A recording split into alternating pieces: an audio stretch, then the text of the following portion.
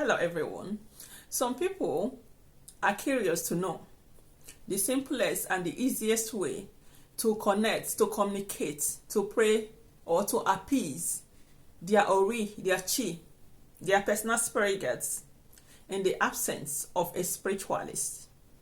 First of all, what do we refer as personal spirit guides? Because some people don't know. Okay? We refer personal spirit guides as the spirit that came into this world with every individual that are reincarnated to earth or incarnated to earth. So every time someone is born, they always come with spirits that is supposed to help them fulfill their destiny. These personal spirit guides are the ones that are with us 24 hours. Yes, some of you are not aware that there are spirits with you every day, 24 hours. They know what you're doing. You know, they are there to guide you, to protect you. And once you start acknowledging that they're there, they'll begin to help you, to make life easier for you. They'll begin to run errands for you because at the moment they are inactive. They are inactive because they require our permission in order to do certain things in our life. So when they are inactive, the only thing they will do is, in the case of premature death and it's not in your destiny contract to die yet, then they are going to stop the premature death. But other things, they require our permission. So when we begin to connect to them, to communicate with them, to appease them, they become alive again, like active. I mean, they are alive, but they become active to begin to run errands. Like, you know, like you go to gods, you go to deities, you go to angels to help you do things. You have your personal angels with you. That is our personal spirit guide. They are spirits. They are spirits that are here to guide us in our life. And some people, they think that the personal spirit guide is just one, they call it Ori. Our Chi is our higher self, our soul spirits. But that is not the personal spirit guide that we are referring to. This personal spirit guide are many spirits, depending on how many spirits you came into this world with. They are the spirits that are with us, surrounding us, because our higher self, our Ori, the primary Ori, the primary Chi is just one person.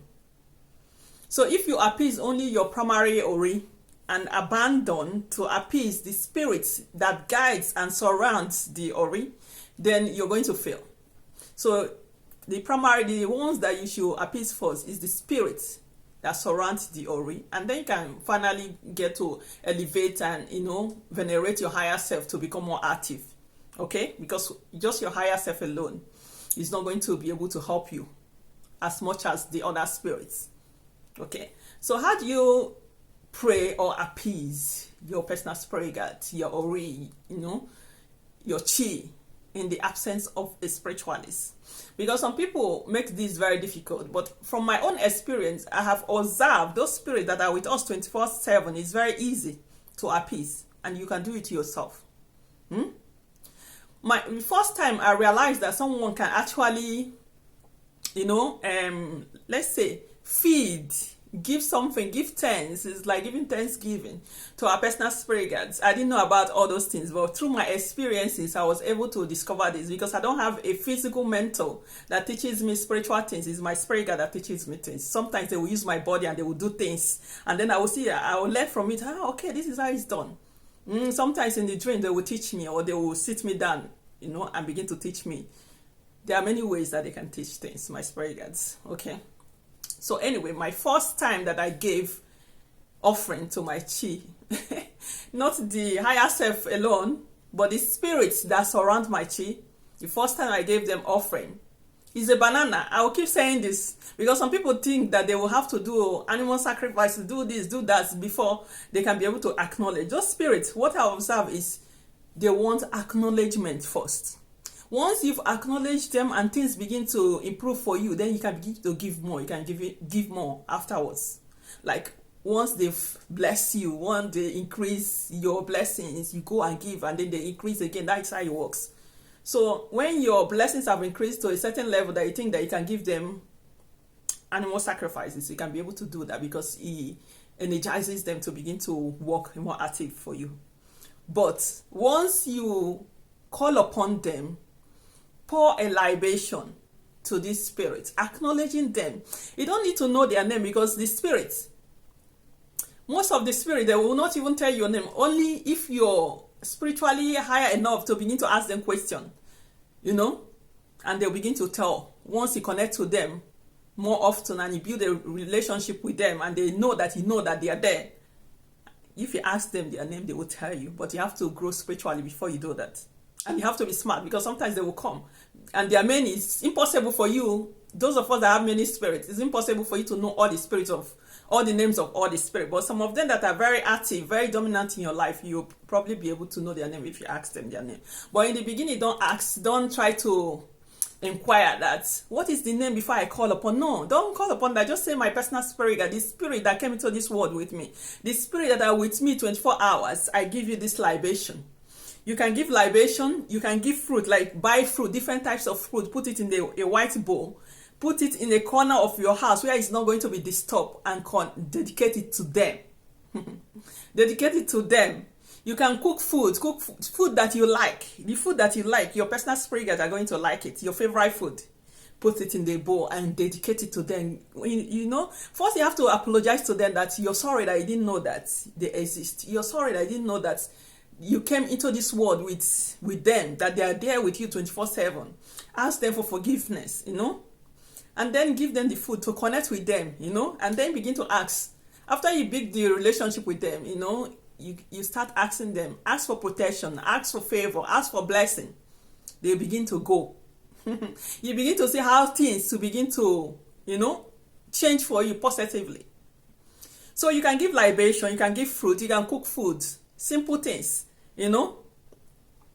to give to your personal spirit guide. And you do it in your home where you're living.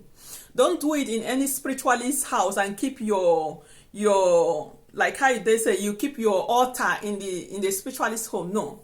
But if you want to give them animal sacrifices and you want to go through a spiritualist, you go to the spiritualist, they help you to do it, and you go back home. Don't leave it there.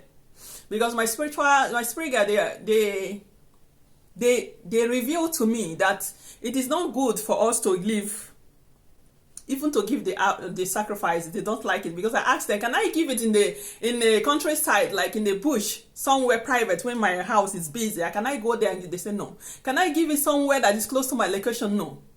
They want me to do it in my location, where I'm living.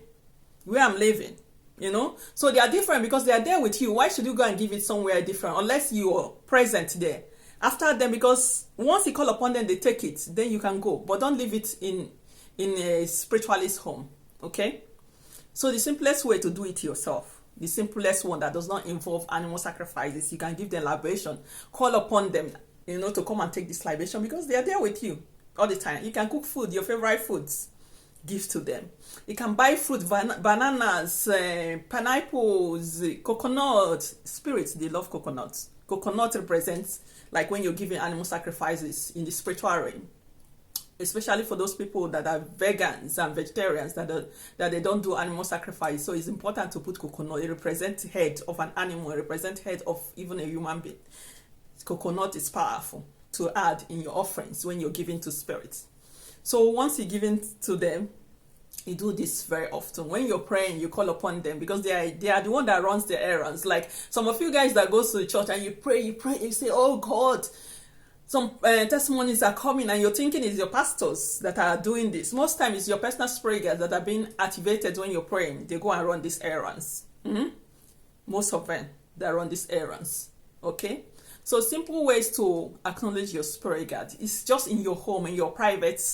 You can go out to pour the libation in a private place. Pour libation to them, cook food for them, buy them fruits or banana, give them what they want, and they'll begin to come. Once they begin to show themselves through the dreams, you can ask them what their names are. You can even ask them what their purpose are, because our spirit guides, they all have different roles in our life. They are powerful. Your personal spirit guides are powerful. That means you yourself, you're powerful. The power of an individual depends on how many spirits they came with, and the roles of the spirits that they came with. So as long as you have spirit guides with you, you're not supposed to be suffering. So call upon your spirit guide. How you can connect to them is very easy. When you're praying, always include them in your prayer, because they are the one primary people to protect you, to help you, to make you succeed, to help manifest your